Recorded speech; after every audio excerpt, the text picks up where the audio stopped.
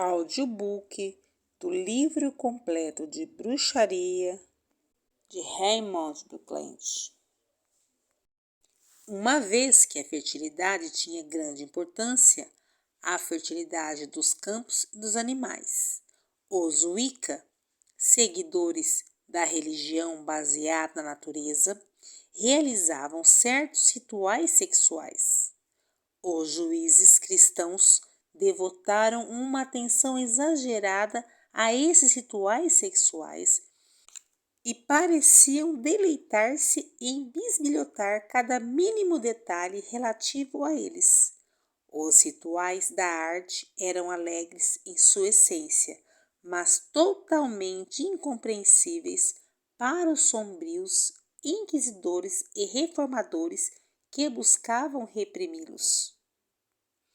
Uma estimativa grosseira do número total de pessoas queimadas, enforcadas ou torturadas até a morte sob acusação de bruxaria é 9 milhões.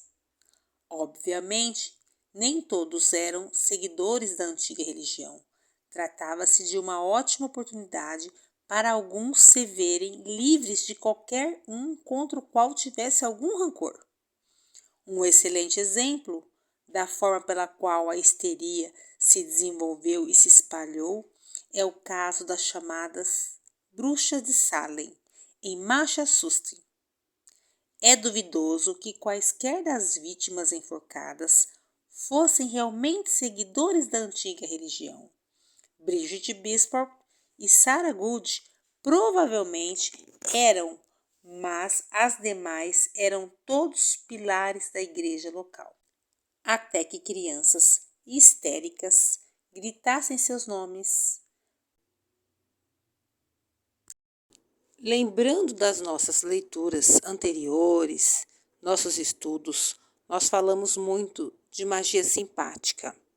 Recentemente nós estávamos lendo dos rituais para os brotos das plantas crescerem, né? Eles dançavam e saltavam, ensinando os brotos, as plantas, os vegetais a se desenvolverem. E num ritual para a fertilidade, com o objetivo de boas colheitas, né, multiplicações de grãos, prosperidade. E não há nada mais natural, mais sagrado do que o ato sexual, que é um ato natural entre duas pessoas, entre animais. Até nas plantas isso acontece. Então, com esse objetivo de fertilidade, de renovação, de crescimento, de multiplicação, eram feitos rituais de cunhos sexuais. Para os não pagãos, para os cristãos, isso era muito diferente, era muito desafiador, era muito incompreensível. Porque o sexo é algo muito natural, porém, a religião cristã colocou vários tabus neste ato. Então, rituais para fertilidade eram um dos motivos os quais os cristãos perseguiam e não aceitavam e não admitiam. E durante essas perseguições, torturas, julgamentos, mortes em fogueira, enforcado, a estimativa é de 9 milhões de pessoas mortas. Já o julgamento das bruxas de Salem é conhecido como o maior caça-bruxas da história e ocorreu nos Estados Unidos em 1692. O interessante é que tudo isso aconteceu devido a um grande mal-entendido.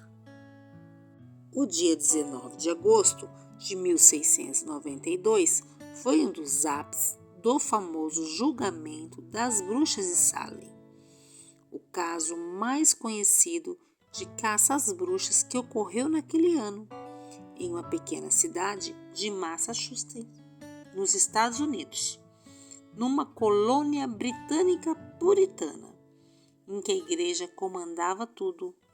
Cerca de mais ou menos 200 pessoas foram presas ou acusadas de bruxaria, e 20 delas foram condenadas à morte, sendo 5 condenadas e executadas naquele mesmo dia.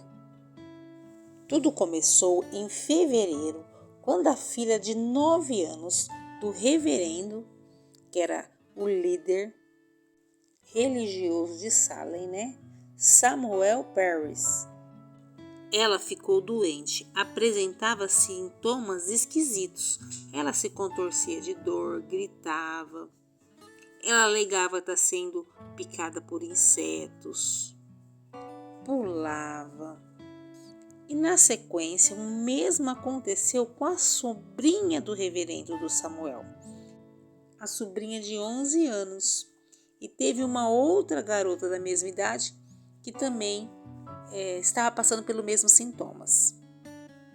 Os pais pediram ajuda médica, espiritual, foram atrás e pressionaram as meninas.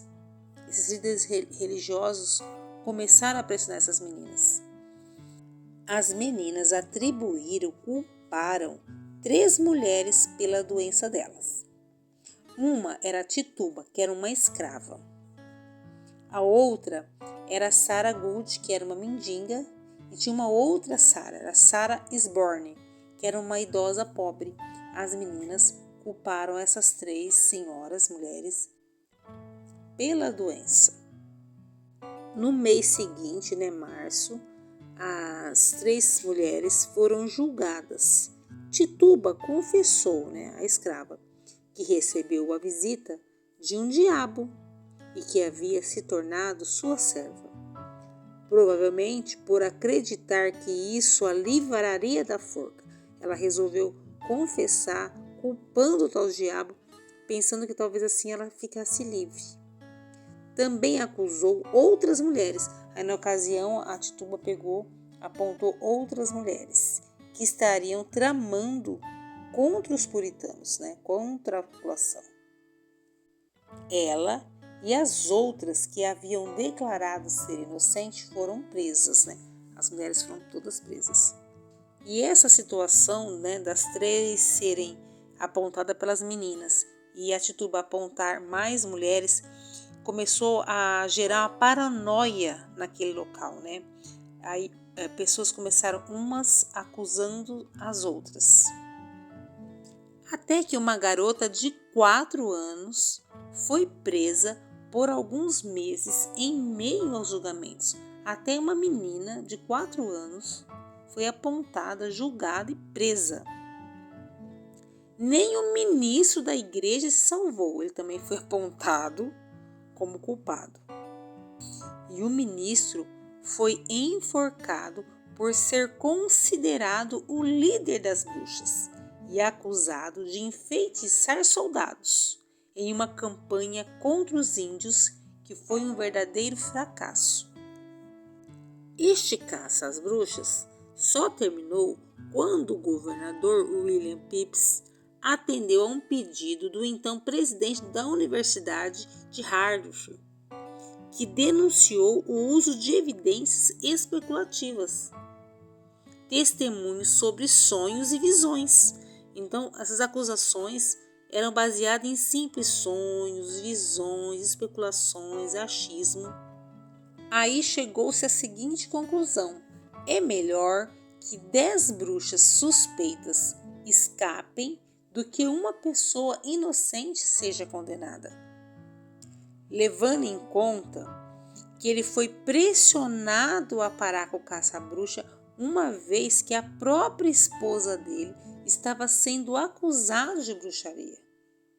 Não restou nada mais do que ele decretar o fim dos julgamentos em 29 de outubro deste mesmo ano. E após esse fato, diversas pessoas envolvidas reconheceram o erro e admitiram a culpa publicamente. Em 1702, os julgamentos foram considerados todos ilegais.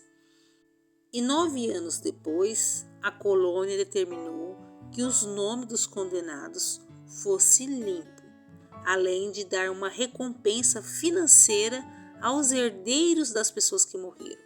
injustamente. Em 1957, o estado de Massachusetts formalmente pediu desculpas pelo ocorrido. Atualmente, este caso é considerado como exemplo de histeria ou paranoia coletiva. Há também teses que atribuem essa histeria, a esses sintomas esquisitos das crianças, a um tipo de fungo que pode ser encontrado no pão e que provoca espasmos musculares, vômitos e alucinações.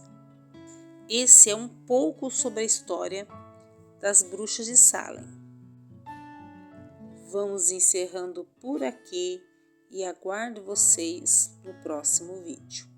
Quem não é inscrito, que se inscreva no canal, compartilhe esse vídeo. Aguardo vocês no comentário do vídeo. Abraços de luz e até a próxima.